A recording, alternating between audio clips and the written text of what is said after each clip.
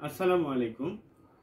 আমি জমি জমা নিয়ে যে আমাদের সমাজের দ্বন্দ্ব, কলহ, এই বিষয় নিয়ে একটু কথা বলতে চাচ্ছি।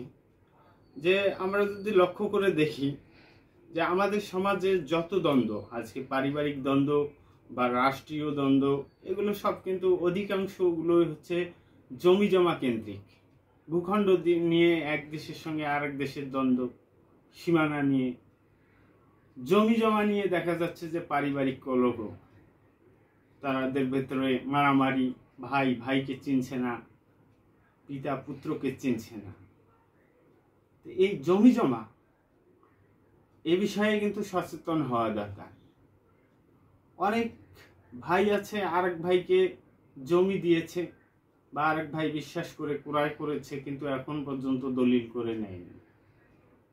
এই বিশ্বাস কিন্তু ওই অবস্থায় যদি ওই ব্যক্তি মারা যায়, পরবর্তীতে দেখবেন যে তার আহালরা কিন্তু ওই ব্যক্তিকে, যে ব্যক্তি বিশ্বাস করে জমির দলিল নেয়নি, তাকে কিন্তু সম্পত্তি দিতে চাবে না।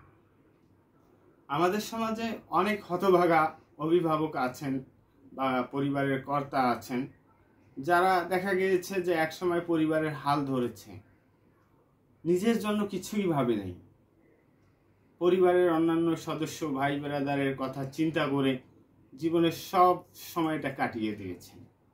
নিজের যে পৈতৃক সম্পত্তির ভাগ, সেটিও সে নেয়নি, অন্যদের নামে লিখে দিয়েছে।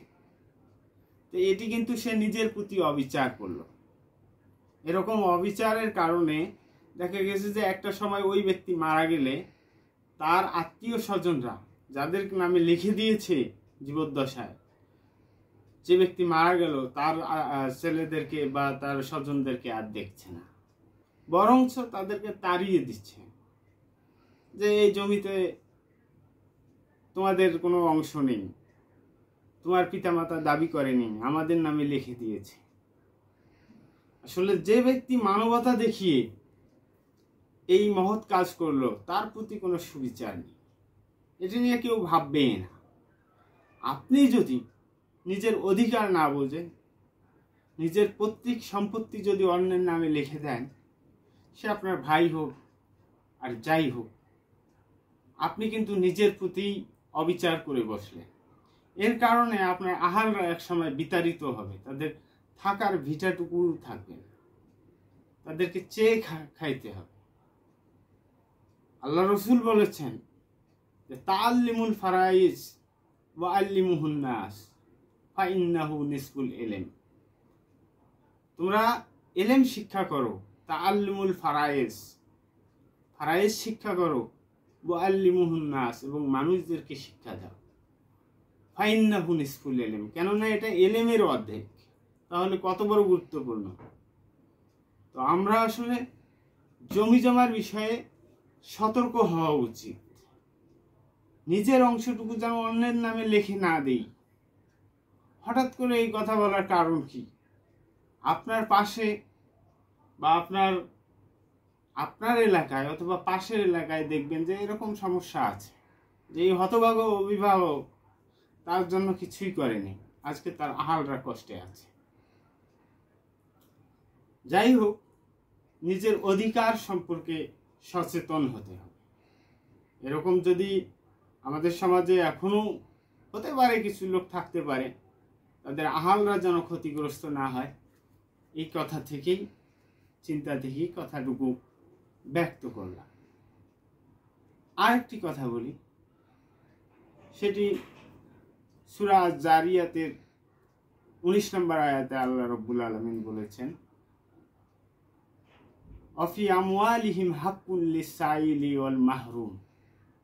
অফি আমওয়ালিহিম, আর তাদের ধন সম্পত্তিতে, হাক্কুন, হক রয়েছে, অধিকার রয়েছে, লিসাইলি, যারা চেয়ে খায়, যারা অভাবের তাড়নায় অন্যের কাছ থেকে নেয়, আল মাহরুম, এবং যারা বঞ্চিত।